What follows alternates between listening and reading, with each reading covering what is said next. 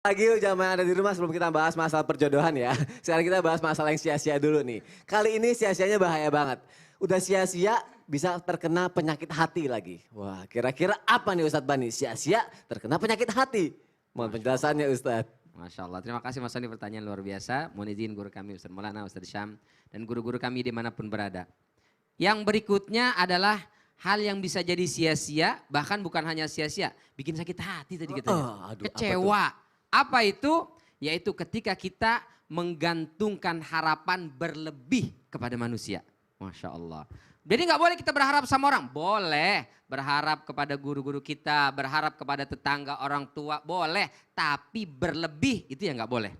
Sehingga apa? Karena kalau kita terlalu berlebih mengharapkan dari orang, dari manusia, boro-boro dia buat mencukupi harapan kita, memenuhi harapan kita, dia untuk bisa memenuhi harapan dia sendiri aja udah bersyukur, alhamdulillah. Kenapa? Karena manusia ini diciptakan oleh Allah Subhanahu wa taala, wa khuliqal insanu dha'ifa. Manusia diciptakan itu lemah, banyak kekurangan. Untuk mencukupi kebutuhan diri sendiri aja banyak yang belum bisa. Maka jangan kita gantungkan harapan kita, dia harus bisa memenuhi kebutuhan saya, dia harus bisa memenuhi harapan saya. Kecewa. Pasti kecewa. Ya. Apalagi kita ingin membuat semua orang senang tadi kata Ustaz Maulana. Itu sesuatu hal yang sia-sia. Kata Imam Syafi'i, ridhon nas ghayatun la tudrak. Bikin semua orang senang sama kita itu tujuan yang mustahil untuk tercapai.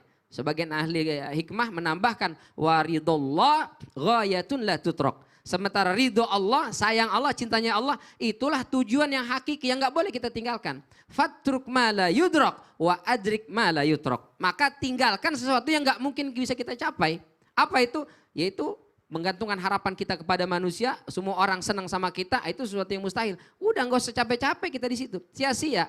Lebih baik kita kejar sesuatu yang tidak bisa kita abaikan. Apa itu? Ridho Allah Subhanahu wa taala. Maka apapun yang kita lakukan tujuannya satu, yaitu cinta dan ridho Allah Subhanahu wa taala. Itu kata Ibnu Taimiyah akan bernilai ibadah tuh. Kita bekerja, yang kita kejar cinta dan ridho Allah. Enggak ada urusan orang apa yang mau dikatakan, apa orang mau ngomong, ibadah jadi nilainya. Karena kalau kita ngikutin omongan orang, kalamun nas la yantahi. Omongan, celotehan orang itu tidak akan ada habisnya.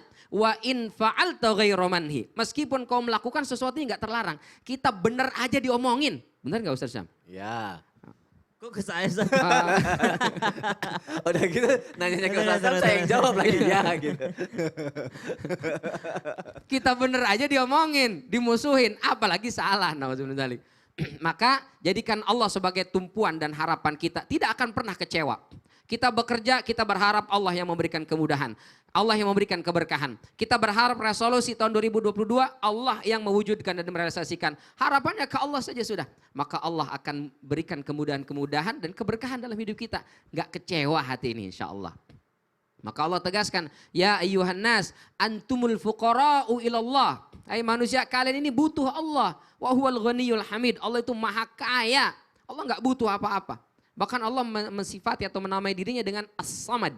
Secara bahasa as-samad itu artinya yang tidak memiliki rongga dan celah. Sehingga tidak ada sesuatu yang keluar dari dirinya atau sesuatu yang harus masuk ke dalam dirinya. Beda dengan kita. Kita ini ada rongga dan celah. Butuh makan, butuh minum. Ya. Bahkan butuh mengeluarkan angin dari tubuh kita. Oh iya benar. Butuh tuh ya. Berarti kita jangan terlalu berharap pada manusia gitu ya. Betul. Lebih ke ridho Allah.